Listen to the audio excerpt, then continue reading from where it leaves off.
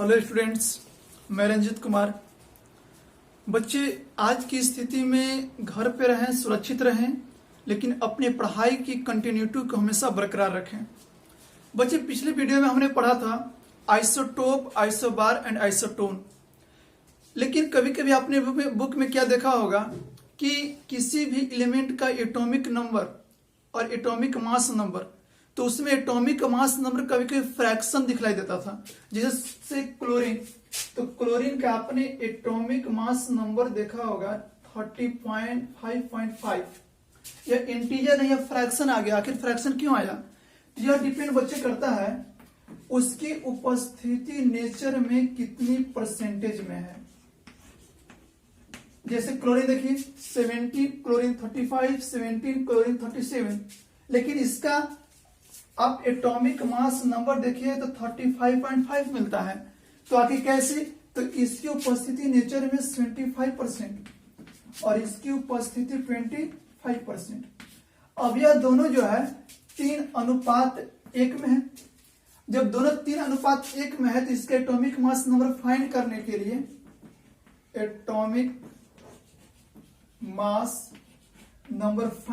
के लिए हम लोग क्या करते हैं, इसका एटॉमिक मास नंबर 35, इसका रेशियो कितना है तो 3 प्लस यह कितना है 37, इसका रेशियो 1, और दोनों को ऐड कर देंगे 3 और 1 4।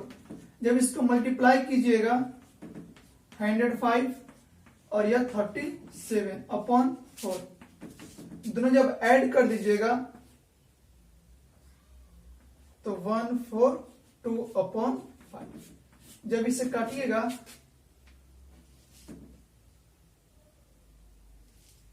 ठीक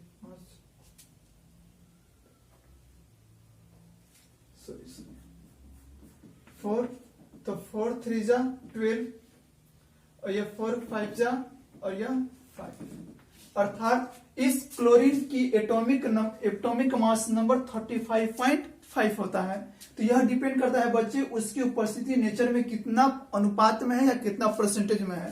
तो इसकी उपस्थिति 75%, इसकी उपस्थिति 25%, दोनों का अनुपात 3:1। यही कारण है कि हम लोग क्लोरीन का एटॉमिक मास नंबर कितना बोलते हैं 35.5। क्लियर? नेक्स्ट बच्चे हम लोग पढ़ेंगे, आज का मेरा हेडिंग है आइंस्टीन मास एनर्जी इक्विवेलेंस, E=mc²। आप लोग बच्चे E=mc² आइंस्टीन का इक्वेशन सुना होगा, जिसमें क्या है E= एनर्जी, m= ऑब्जेक्ट का मास और c= speed of light in vacuum.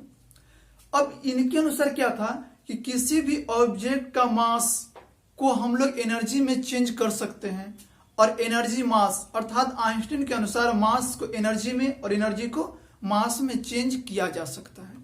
E=mc²। चलो बच्चे देखते हैं कि इसे कैसे प्रूफ किया जाए।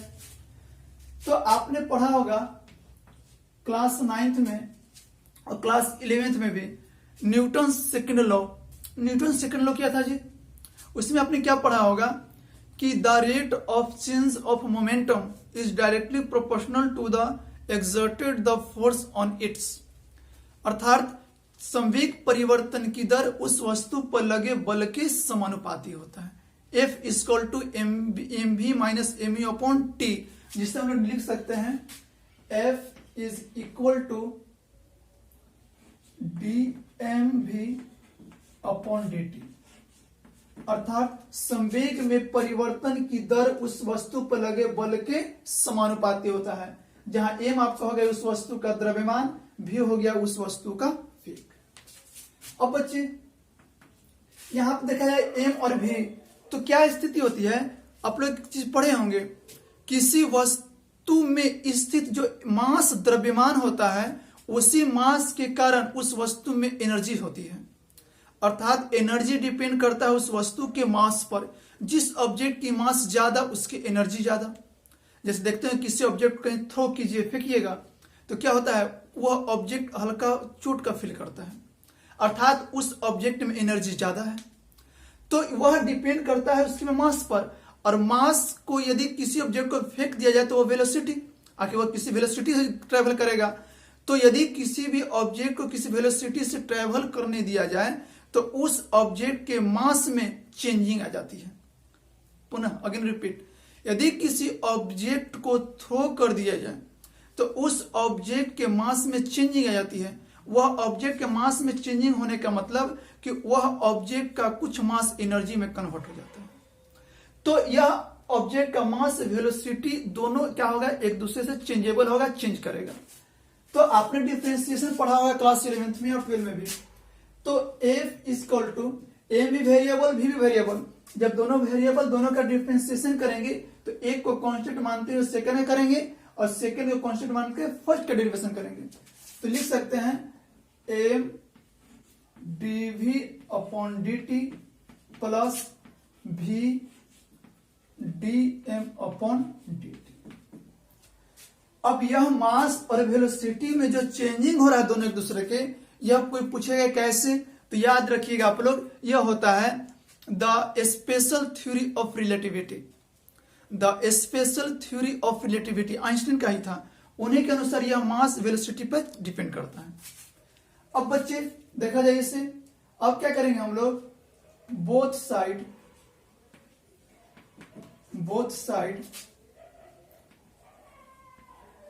मल्टीप्लाई स्मॉल विथ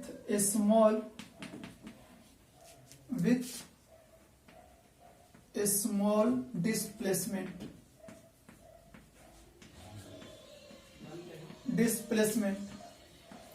यह डिस्प्लेसमेंट मान लेते हैं बच्चे, हमने लेता है dx। तो हम लोग क्या लिख सकते हैं, f into dx is equal to dx से मल्टीप्लाई इसमें भी करेंगे और इसमें भी करेंगे, तो क्या लिख सकते हैं, dx m dv upon dt plus v dm upon dt।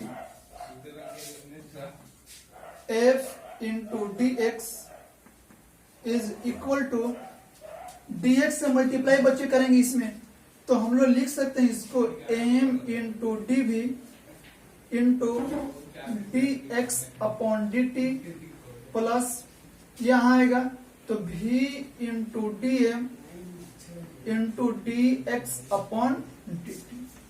हमने dx से मल्टीप्लाई किया तो m dv को अलग कर दिया और dx अपॉन dt और dx अपॉन dt। आपने पढ़ा होगा 9th 11th में कि displacement upon time is known as velocity. तो इसलिए हम क्या लिख सकते हैं, वेलोसिटी, अब इसकी जगह हम लोग क्या लिख सकते हैं, वेलोसिटी। तो हम लोग लिख सकते हैं f into dx is equal to m, और यहां से इसको वेलोसिटी तो mv इंटू dv प्लस ये भी वेलोसिटी तो v अभी v स्क्वायर, तो v स्क्वायर इंटू dt। इसे मान लिया जाए इक्वेशन फर्स्ट। क्लियर? देखो बच्चे फिर से अगेन रिपीट, यह displacement upon time is known as velocity, तो m इंटू v और dv छोड़ दिए, फिर displacement upon time is known as velocity, तो v और v इंटू v तो v स्क्वायर इंटू dm। क्या मान लिए, इक्वेशन फर्स्ट। अब बच्चे आप लोग पढ़े होंगे लाइट में, क्लास 10 में पढ़े होंगे या 11th में पढ़े होंगे या 12 के ऑप्टिक्स में भी पढ़े होंगे। यहाँ क्या पढ़े होंगे आप लोग, एक थ्योरी आता था आइंस्टीन का था, रिलेटिविटी थ्योरी ऑफ आइंस्टीन। उसमें आपने पढ़ा होगा, लिख देते हैं, द या theory of relativity. Theory of relativity के अनुसार m is equal to m naught upon root under 1 minus v square upon c square. m is equal to m naught upon root under 1 minus v square upon c square. जहां बच्चे m क्या है, m आपका हो गया mass with velocity,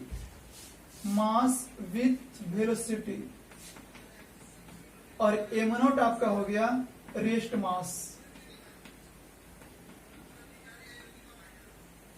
आपने पढ़ा होगा क्लास 12 के ड्यूअल नेचर ऑफ रेडिएशन में कि फोटोन का रेस्ट मास 0 होता है, जिसे एम नॉट से रिप्रेजेंट किया जाता है, तो ही आपका एम नॉट है।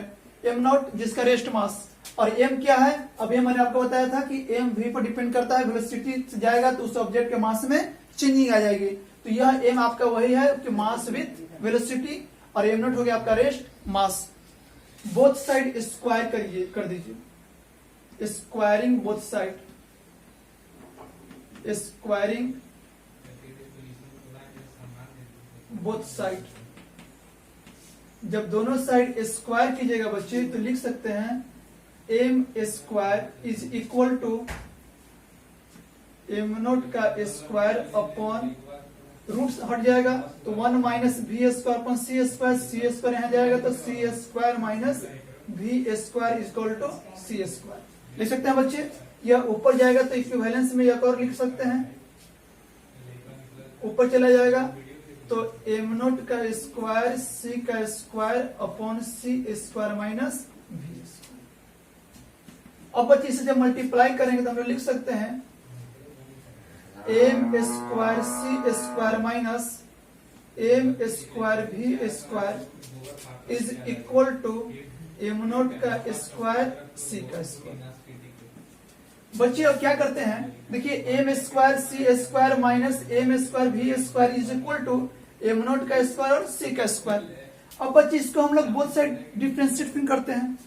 जब बोथ साइड डिफरेंशिएट करेंगे तो सी तो आपका स्पीड ऑफ लाइट है, कांस्टेंट है, तो यह बाहर चला जाएगा। लेकिन एम स्क्वायर, तो एम स्क्वायर को हम लोग क्या लिख सकते हैं 2m इंटू डी लिख सकते हैं, क्योंकि आपने पढ़ा होगा x के पावर n का डिफरेंशिएशन x के रिस्पेक्ट में क्या होता है 2 इंटू एक्स के पावर n माइनस 1। तो n इंटू एक्स के पावर n माइनस 1, तो n यहाँ आ गया, अब x के पावर n माइनस 1 तो 2 में से जाएगा तो 1, तो 2m into d. C square constant बाहर चला गया minus M square we square, इसमें m भी वेरिएबल v भी वेरिएबल, तो दोनों को डिफरेंशिएट करेंगे। इस समय लिख सकते हैं बच्चे क्या 2m इंटू डी और वी स्क्वायर कॉन्स्टेंट प्लस एक बार एम स्क्वायर कॉन्स्टेंट, तो क्या लिख सकते हैं 2v इंटू डी भी। क्लियर, एक बार मैंने एम स्क्वायर को किया, एक बार वी स्क्वायर को किया।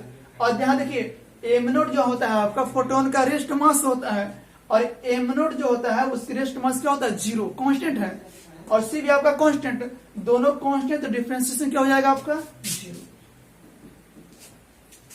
अब बच्चे क्या लिख सकते हैं, अब देखिए ये माइनस, ये भी माइनस, ये भी माइनस, दोनों को कर दीजिए तो लिख सकते हैं C square into 2m into dm minus 2m into dm V square, ये भी माइनस, तो m square 2v into dv बराबर 0। अब बच्चे क्या करते हैं, देखिए 2m यहां भी है, 2m यहां भी है, 2m यहां भी है, दोनों में से कॉमन ले लेते हैं सब में से। जब 2m कॉमन ले लेंगे और ऊपर से 0 जाएगा तब पूरा 0, तो हम लोग डायरेक्ट क्या लिख सकते हैं C square dm minus 2m खत्म हो चुका है तो dm v स्क्वायर माइनस यहां से भी m, यहां से 2 खत्म, तो m v into D v is equal to 0 लिख सकते हैं बच्चे। अब देखिए तो क्या है, हमको इससे कंपेयर करना है इक्वेशन फर्स्ट से, तो एम भी इंटू डी भी, तो हमने क्या करते हैं अब वी स्क्वायर डी एम, ये दोनों माइनस उस साइड ले चले जाइए, तो क्या लिख सकते हैं C square D M is equal to D M we square plus M we into D V, equation 6। अब देखा जाए तो क्लियर, अगर नहीं समझ आए तो पीछे देख के एक बार पॉज करके वीडियो देख लीजिएगा, और वीडियो पूरा देखने की कोशिश कीजिए तभी समझ में आएगा। अब बच्चे देखो तो इक्वेशन फर्स्ट और सेकंड को कंपेयर कीजिए, तो इसका आरएचएस और इसका आरएचएस देखिए तो m we into D v, m we into D v, v square into d M, we square into d m, तो जब इसका आरएचएस इक्वल तो एलएचएस में क्या होगा बच्चे इक्वल होगा, तो हम लिख सकते हैं फ्रॉम फर्स्ट एंड सेकंड। बच्चे पूरा वीडियो देखने की कोशिश कीजिए, समझ में नहीं आए तो कमेंट में जरूर बतलाएं। अब बच्चे लिख सकते हैं फ्रॉम फर्स्ट एंड सेकेंड। तो फर्स्ट और सेकेंड से ये दोनों इक्वल, तो हम लोग लिख सकते हैं f into d x is equal to C square into d, लिख सकते हैं दोनों। अब बच्चे ये दोनों लिख दिए, तो अब हल्का सा आप लोग पढ़े होंगे क्लास 11th में वर्क एनर्जी थ्योरम, और 9th में पढ़े होंगे वर्क एनर्जी थ्योरम। उसमें क्या पढ़ेंगे आप लोग? पहले पढ़ेंगे वर्क, तो फोर्स इनटू डिस्प्लेसमेंट और the ability to do work is known as energy, वही आपका एनर्जी हो गया था। और पढ़ेंगे वर्क एनर्जी थ्योरम में क्या, कि किसी भी फोर्स के द्वारा किया गया कार्य उसमें हुए गतिज ऊर्जा में परिवर्तन के बराबर होता है, काइनेटिक एनर्जी।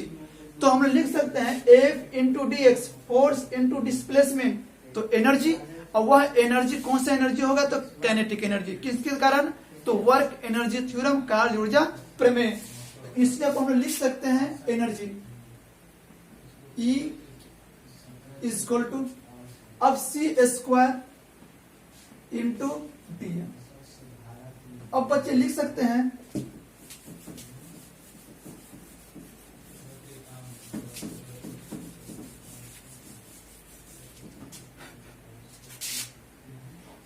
अब क्या करते हैं हम लोग, बोथ साइड इंटीग्रेट करते हैं, दोनों साइड इंटीग्रेट करने जा रहे हैं जी। जब इंटीग्रेट करेंगे डी ई के kinetic energy is equal to integration of C square D. अब बच्चे देखो, इंटीग्रेशन तो एनर्जी, तो इसमें तो कोई चेंज नहीं की, आपका जो इंटीग्रेशन करने जा रहे हैं तो सी तो कांस्टेंट है, ये तो बाहर चला जाएगा।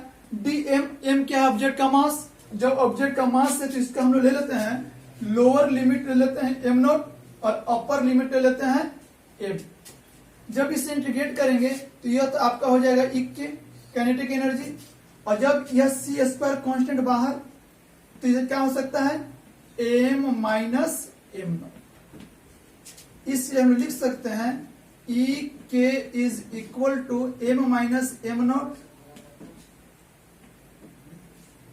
सी स्क्वायर, यह भी लिख सकते हैं, या E is equal to del M C square. अब देखिए जो आपका एनर्जी निकला, यहां पर काइनेटिक एनर्जी निकला, वो del M C square M minus C square. अब बच्चे हमें निकालना है टोटल एनर्जी निकालना है।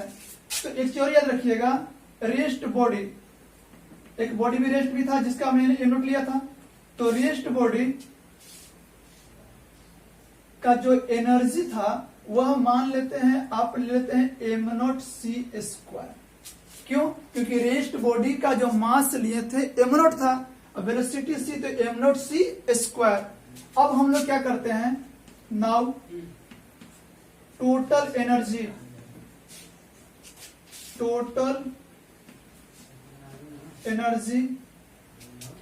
इज इक्वल टू, जब टोटल एनर्जी आप निकालने जा रहे हैं तो क्या क्या लिख सकते हैं बच्चे? Kinetic energy plus rest body का एनर्जी, रेस्ट बॉडी का एनर्जी। तो काइनेटिक एनर्जी हम लोग अभी निकाल चुके हैं, क्या लिख देते हैं? M minus M naught into C square plus rest body M naught C square, multiply कर दीजिए, तो M C square minus M naught C square plus M naught C square. यह प्लस या माइनस कैंसिल, क्या बच गया बच्चे? M C square. या टोटल एनर्जी आपका क्या है था? तो ई, इसलिए आप लिख सकते हैं E equal to M C square. बच्चे प्रूफ हो गया, E equal to M C square, where E equal to energy, total energy, M equal to mass of object, और C equal to speed of light in vacuum. अब यही था आपका Einstein का mass energy equivalence, E equal to M C square. इसमें बच्चे एक चीज और देख लीजिए कि आपने पढ़ा होगा एएमयू, तो एएमयू क्या था कि 1.66 इंटू 10⁻27 kg, और कहीं की 1.67 मिनट मिलता है। अगर किसी भी बॉडी को, अगर किसी बॉडी जिसका मास 1 एएमयू के इक्वल है, अगर उसको स्पीड ऑफ लाइट के थ्रू अगर फेंक दिया जाए तो उससे प्राप्त टोटल एनर्जी कितनी होगी? तो कहीं देखते हो यहाँ पे क्या मिलता होगा 931 मेगा इलेक्ट्रॉन वोल्ट, कहीं 939 मेगा इलेक्ट्रॉन वोल्ट। कैसे उसको देखते हैं?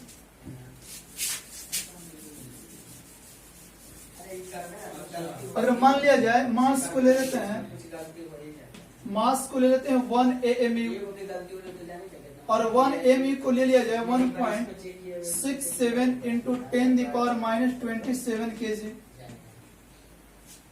सी, आप जानते हैं speed of light in vacuum, ये क्या होता है आपका 3 इंटू 10⁸ मीटर पर सेकेंड।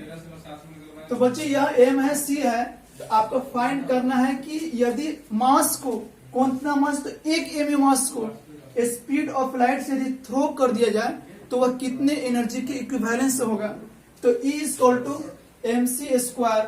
तो m का वैल्यू पुट कर दीजिए 1.67 इंटू 10⁻27 इंटू 3 इंटू 10⁸ का क्या कर दीजिए आप, स्क्वायर कर दीजिए।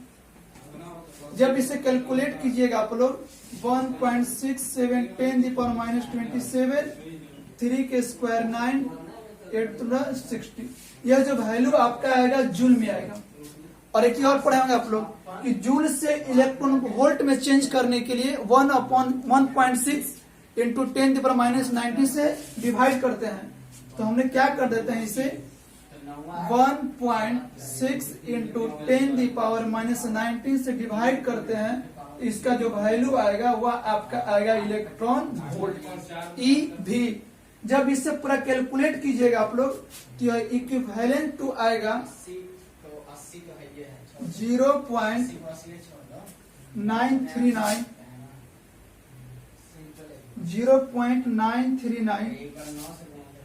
Into 10⁹ electron volt. जब इसे चेंज कीजिएगा तो इक्विवेलेंट टू